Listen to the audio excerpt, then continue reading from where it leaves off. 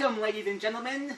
I am the two-time Nebocsid award-winning Nebocsid. I am still the one-time Nebocsid award-winning artistic chef, David Leahy. Howdy. And today we're doing a bit of a different video. Yeah, no way. Yeah, actually, I guess we're going to split this up into a couple different videos. Maybe. So, normally we're cooking, but today we are looking at some of Mick Foley's greatest hits and misses. This is the Hardcore Edition DVD. Yep. Now, we didn't have time to go through every match. It's 6.5 hours, but we did wind up watching through 11 different matches, that 5 of which we picked, and then one that's just like, we kind of feel like we have to touch on it. It's so good. There's one match so famous we just had to do it, right? Yeah, it's one of those ones where it's like, you do one of these, and it's like, okay, I think we have to talk about it, just because it's like, it's been touched on so many times at the same time, it's like, we so have to. Yeah, and also, before we do anything, I need to say this. Buy my book! Buy my book! Yay! The Authentic Chef Cookbook is still out. This is the can't remember what copy this is. This is like a $30 copy of it. I'll show you guys little recipes. Some pretty damn good photos too. These are all taken by me myself. Yep. So, pretty happy with how they turned out. If you're up to sending me some of those photos, I can actually put them into the video itself. Yep. So you can Google Google Authentic Chef Cookbook.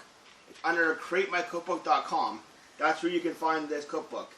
And also send me the link so that I can just put it in the description. Yes, I will send, and there will be a link below in the description for to buy the book. So yeah, it makes more sense, you know, like to have the link in the description. Yes, it is.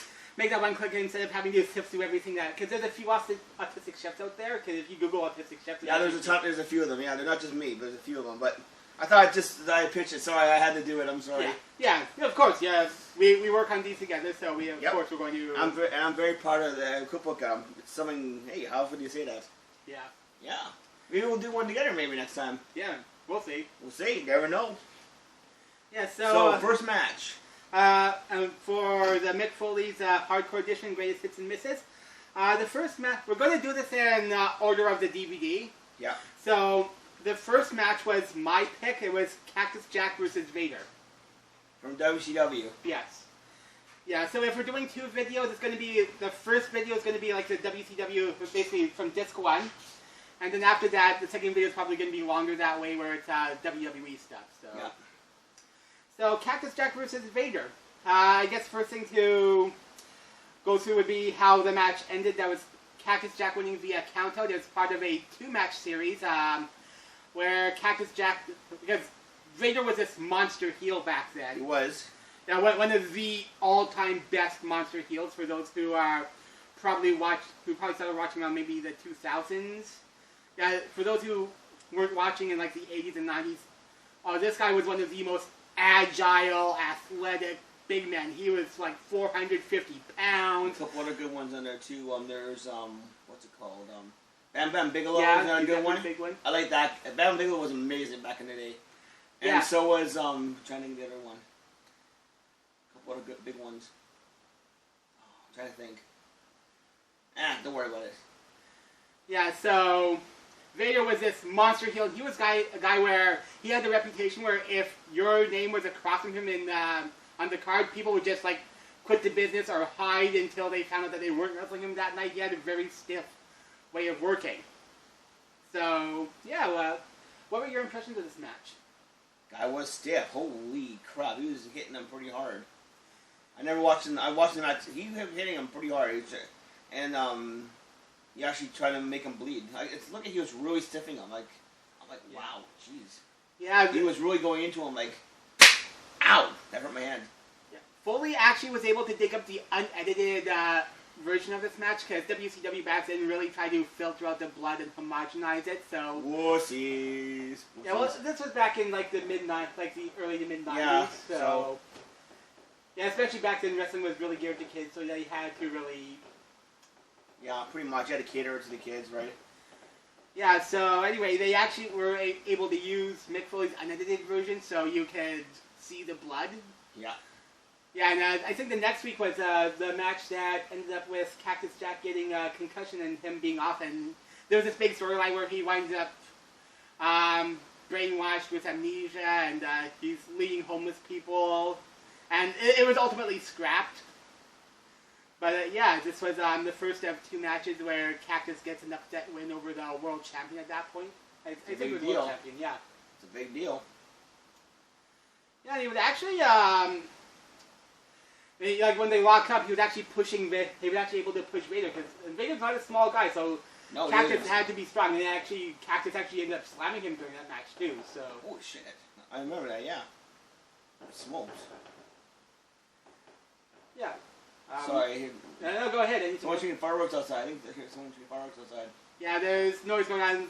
Yeah, it's actually, well, I was in Surrey for a lot of years, so yeah.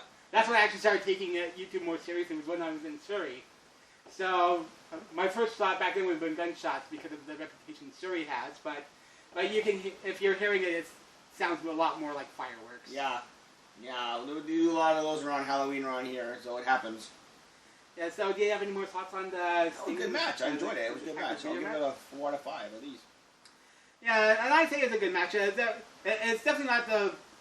part of me feel like maybe like middle to high for like Mick Foley matches. Like definitely on the top half, but he had a lot of better matches too. He did.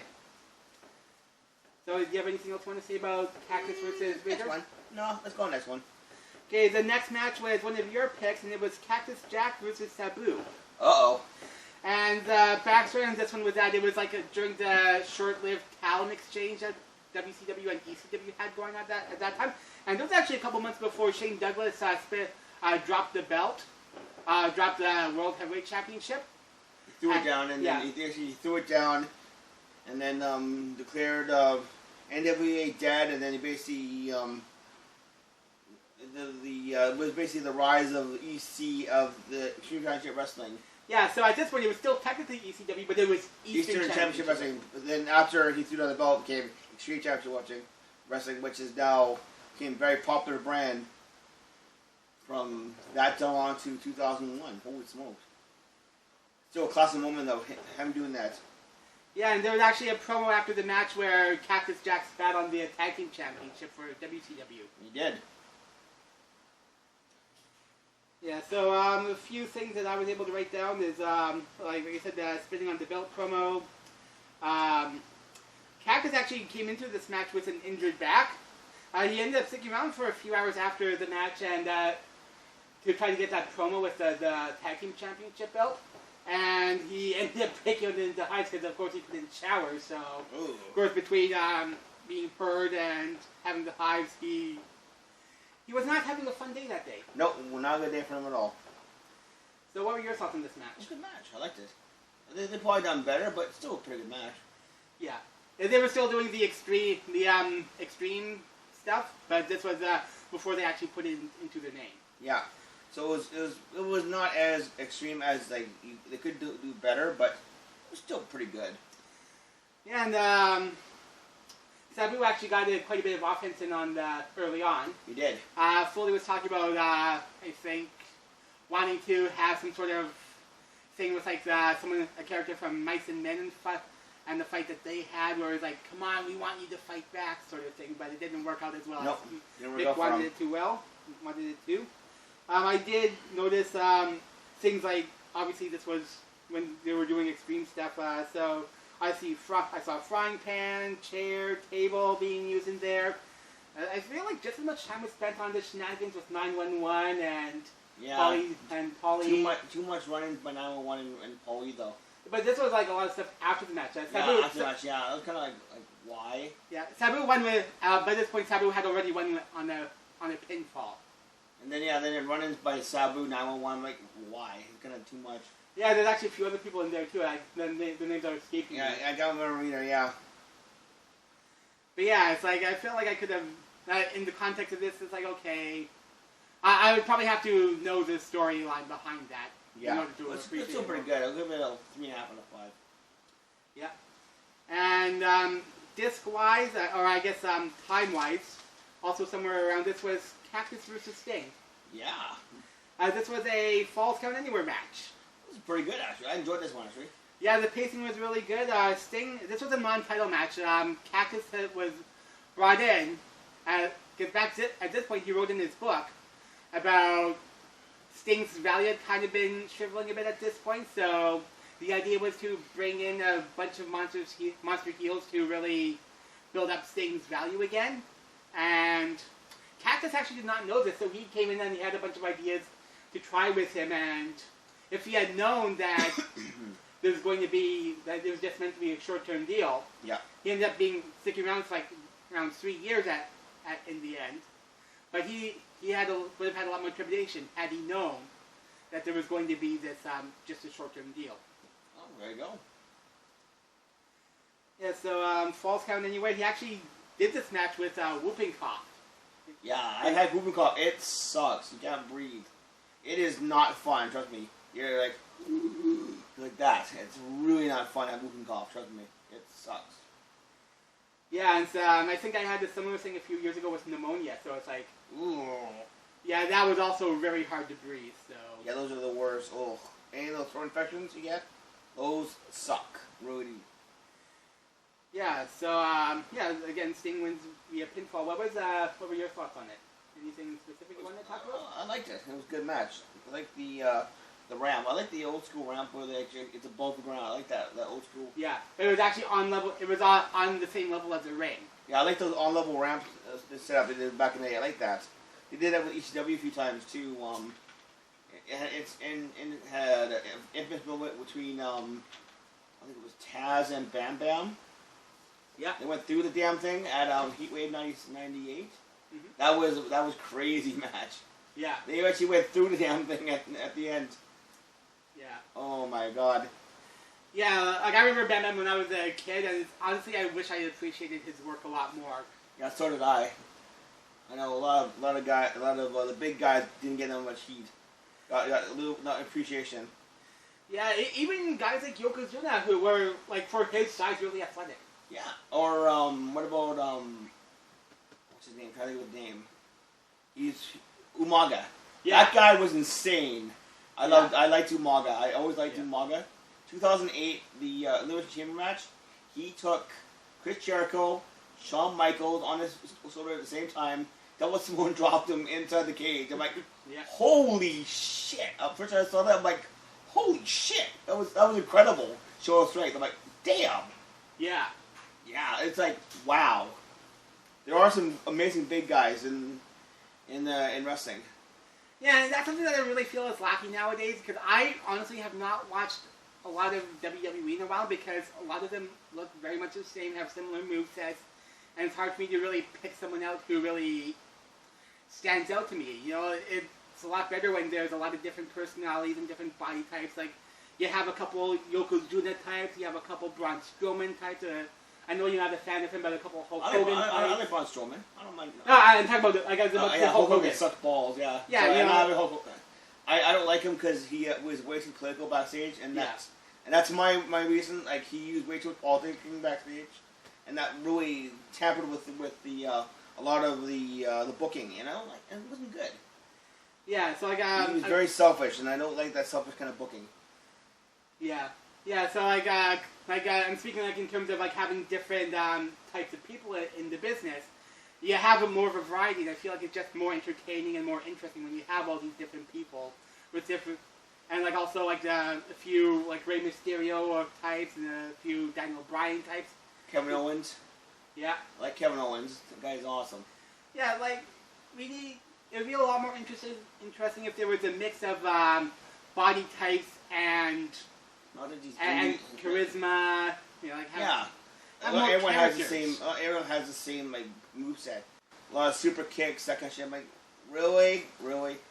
Yeah, and for me, I really don't see who stands out personality-wise either. Yeah, like who? I like a few new guys. Like, there's a few guys I like. Like, I do like Kevin Owens. I like Aleister Black. That black mask kick though is just insane. That black mask kick. Mm-hmm. Johnny. I think the second War Games, the NXT War Games he did, 2018. Mm-hmm. him versus Johnny Gargano. He gets two black mask kicks in a row. The first one, I legit think he knocked him out. Like, he was knocked out on his feet. The sound was so loud, it was like that. Ouch, yeah. It was so loud that the kick, I'm like, holy sh! I literally cringe every time I see it. I'm like, oh, the sound it makes is like, oh, yeah. It's brutal. But wow, what a kick! Pretty awesome. I don't mind the super kick once in a while or like something like that, but it's overused. So super kick is overused just a little bit, I think, nowadays. Yeah. Yeah. No offense to the whatever the Young Bucks, they use it a little bit too much, maybe a little bit. Yeah, and that's why you have a match like Sting versus Cactus Jack, where they have these different styles and different movesets and different personalities, and that's part of what makes wrestling work. Yeah, that's right. Absolutely. Yeah, so anything else? No, it was good. Yeah, and it was actually a very interesting match. I'd definitely say go back and watch this one if you have a chance. Definitely recommend it. It's a good match. Oh, yeah. Next victim. Yeah, and the last match for the ECW, WCW, or pre-WWE stuff is Cactus Jack versus Mikey Whipwreck. Mikey Whipwreck, one of the Giant Killers. Him and Devon, Little Spike. So I love Little Spike Dudley. Yeah. That guy is a Giant Killer. I love Little Spike. That guy was a crazy little son of a bitch, and I mean that all sincerity. Yeah, and this is a guy, and I learned about him reading Mick Foley's first book, where he actually had like a sort of personality / gimmick going on, where he apparently didn't even get any. He actually won his first championship before he got any offense in, because this was ECW time. Yep. And it was Mick Foley actually versus I think it was versus what's the name? Rock, Johnny Grunge. Public Enemy? Public Enemy, yes. I've seen the match. They have it. There's actually a DVD that has that match. It's a good one. Yeah, so like he actually won his first championship and match before he even had his first offensive move, because people were interfering, because this was ECW. He was acting scared. Actually, he acted like he was he was like scared. Then he came back with a board and broke it over one of them, the Public Enemy's head. And then they like, oh, he became a man. Yeah, it's like he gets a belt and therefore TV and like microphone time. He's like, let me tell you something. I'm gonna get killed out there. Oh God. Oh Lord. I pissed my pants. I pissed my pants. I'm sorry. It's like just so much entertainment in that whole concept. Absolutely. We need that in pro wrestling. So in the end, it was Cactus Jack winning with the pile drive, with his pulling pile driver. I think it was on a chair. Yeah, I think it was. Yeah, it was. Yeah, and it was his final ECW match before WWF. WWF, yeah. Yeah, and Mikey Whipwreck was wearing a neck brace at the beginning of the match. Yes, he was. Yes. Ooh, I have a question to ask you. Yep. What did you think of them using a Leonard Cohen album? What the fuck? Yeah, I know, right? Salted with that one. Yeah, I think also Mick mentioned in his book about using a two-man kayak at some point. Oh God! They brought in some strange stuff. They're always doing weird shit. Actually, I actually did a ECCW show once, Halloween Hell, like 2011, and I brought a la Dudley Boys a fucking cheese grater. Yep. They actually used it during the battle royal. They actually used it quite a few times. I'm like, cool. Oh my God, they actually used a cheese grater. Yeah, and also there was I think a last man standing match between Cactus and Sandman, where because they were bringing all these different things, a lot of it was from a nearby dollar store. Yeah. So Cactus was half swing into one where that's when he realized he was using a cast iron, like a good cast iron skillet, and it ended up giving the Sandman a concussion. Oh Jesus! And it caused him to kind of forget the spot, like their finish. So Sandman kept getting back up and back up and back up. And back up. I got an idea for next if I do a wrestling show again. Cast iron frying pan, wrapped in with thumbtacks inside out, and then barbed wire. That'd be fun. Yeah. I thought it'd get through though, but you never know, right? Yeah. But still, I got a little bit of fun, right? Maybe it's a good cast iron frying pan. Yeah, so so Whipwreck versus Cactus Jack. Your thoughts? It was good. It's a fun match. Anything stand out about it aside from the Cohen album? I was like, I'm a little insulted by the Cohen album. He's a Canadian legend. I'm Canadian, so I'm like, really? Cohen album? You should use like, any album would be like, who it is? The guy who won, Jethro Tull. That would be a good album to use. They took the Grammy in '89 from Metallica. Payback. That would have been good payback. I use Jethro Tull album because Jethro Tull sucks.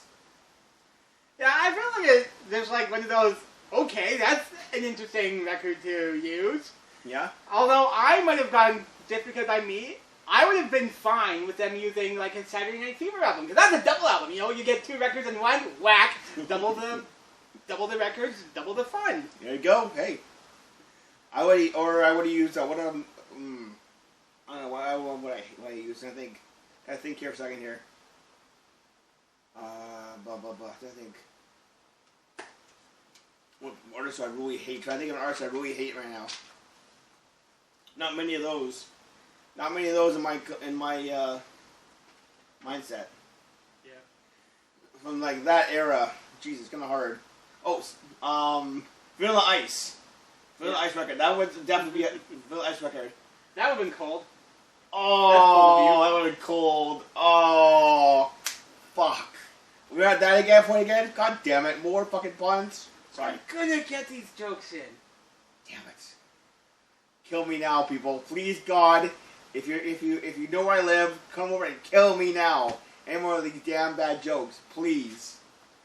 Yeah, so matches we did not get to because again we didn't have 6.5 hours to go through this. Yeah, sorry guys. We skipped Cactus Jack and Max Payne versus the Nasty Boys. Yep. Versus Chris, that was a WCW Spring Stampede in the Chicago Street Fight. Cactus Jack versus Chris Candido at Smoky Mountain Wrestling in 1994. Yep. Cactus and Raven versus Funk and Dreamer and November to Remember in 95. That would be a good one. Next time. Yeah, I guess these ones we'll consider for a future video. Yeah. And also... Raven is very underrated. Raven is very underrated yeah. in everything he did back in the day. His promos, his wrestling. He was very underrated, very underutilized. But he was damn good, though. What he did, he was really damn good at what he did. And also, actually, they have his second ever match. And this one actually was in WWF when he was an enhancement talent. Yeah. And he teamed up with Les Thornton against the British Bulldogs. So they actually have that in the WWF library, obviously. So they put this as an extra. What? No way. Nice. And also a Sabu rematch in Hamburg, Pennsylvania in '94. Ooh. Let's see. And also just like a few promo bits. The one where he spits on the tag belt, the WCW tag belt, the Kane Dewey promo. That's a I've heard a story about that one's very controversial. The Kane Dewey one. People were like, you actually do that to your kid, really? Yeah, actually, someone brought a sign that said Kane Dewey on there, and that's the promo that he was trying to figure out how to turn heel because Paul Heyman had approached and said, "Hey, how do you feel about turning heel?" Cactus thought about it for 3 seconds and said, "I'll do it," and he was just trying to find that reason, and then remembered the sign Kane Dewey and said, "That's gonna be what my promo revolves around." Wow, damn it, that's pretty dark. Yeah, so very good though. Yeah, it's actually one of the considered. It's spoken of very highly among wrestling nerds. Yeah, as one of the best, as like a great promo. Also, there's the anti-hardcore promo. Oh, this is where he started bashing ECW for WWE WCW. It just says in the description, Cactus Jack announces the ECW fans. Yeah, that one too. Yeah, so that was we couldn't do. Sorry, guys. Yeah, we only have a finite amount of time, so the next one, and also the next one's going to actually be a fair bit longer, so because that's obviously where more material is, because it's a WWE release, therefore it's going to have more WWE material on there. Yeah, and we got a lot more to talk about, because I'm quite fond of the WWE matches more. Be very blunt. Sorry, no problem. Like we all like what we all like, right? Yep. Yeah. So, I am the two-time Nebocsid award-winning Nebocsid. One-time award-winning, Nebocsid award-winning autistic chef, Dale Leahy. And stay tuned, we got more Mick Foley to talk about. Yo, we'll be back.